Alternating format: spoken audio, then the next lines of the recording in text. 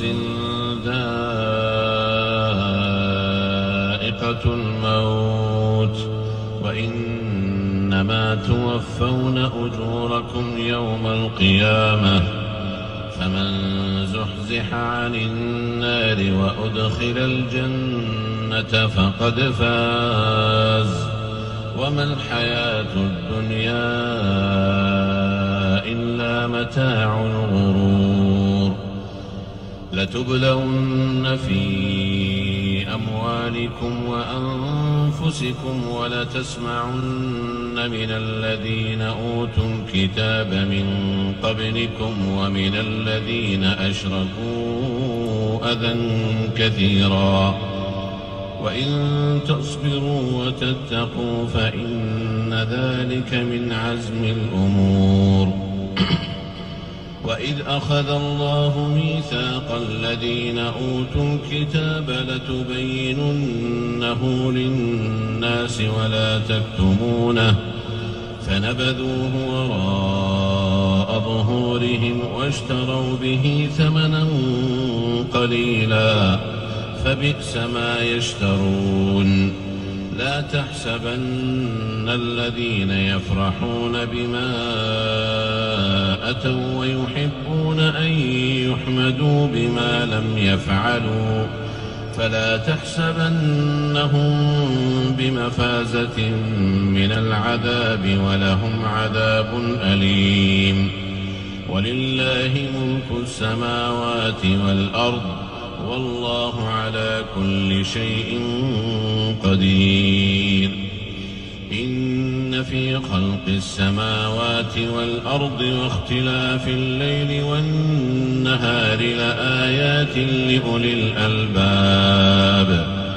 الذين يذكرون الله قياما وقعودا وعلى جنوبهم ويتفكرون في خلق السماوات والأرض ربنا ما خلقت هذا باطلا سبحانك فقنا عذاب النار ربنا إنك من تدخل النار فقد أخزيته وما للظالمين من أنصار ربنا إننا سمعنا مناديا ينادي للإيمان أن آمنوا بربكم فآمنا ربنا فاغفر لنا ذنوبنا وكفر عنا سيئاتنا وتوفنا مع الأبرار ربنا وآتنا ما وعدتنا على رسلك ولا تخزنا يوم القيامة إنك لا تخلف الميعاد فاستجاب لهم ربهم أني لا أضيع عمل عامل منكم من ذكر أو أنثى بعضكم من بعض فالذين هاجروا وأخرجوا من ديارهم وأوذوا في سبيلي وقاتلوا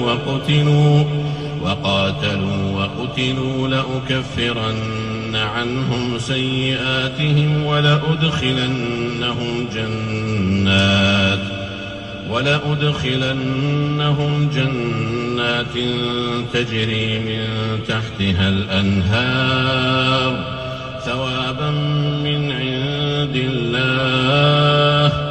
والله عنده حسن الثواب لا يغرنك تقلب الذين كفروا في البلاد متاع قليل ثم مأواهم جهنم وبئس المهاد لكن الذين اتقوا ربهم لهم جنات تجري من تحتها الأنهار خالدين فيها نزلا من عند الله وما عند الله خير للأبرار وإن من أهل الكتاب لمن يؤمن بالله وما أنزل إليكم وما أنزل إليهم خاشعين لله لا يشترون بآيات الله ثمنا قليلا أولئك لهم أجرهم عند ربهم إن الله سريع الحساب. يا أيها الذين آمنوا اصبروا وصابروا ورابطوا واتقوا الله لعلكم تفلحون.